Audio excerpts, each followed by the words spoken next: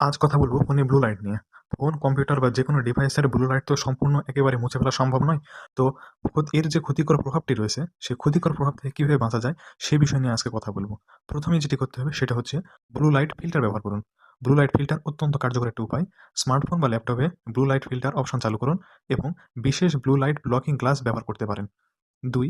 20-20-20 এই ৩টি ২০ নিয়ম অনুসরণ করুন।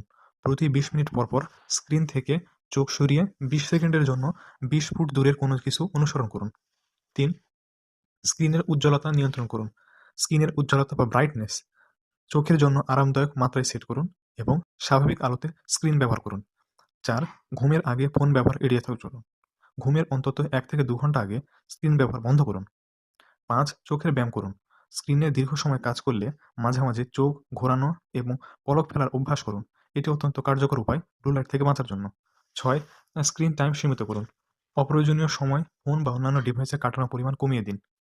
এবং অবশেষে ৭ নম্বর এবং সর্বশেষ, চিকিৎসকের পরামর্শ নিন। যদি চোখের সমস্যা দেখা দেয়, একজন চক্ষু বিশেষজ্ঞের পরামর্শ দিন।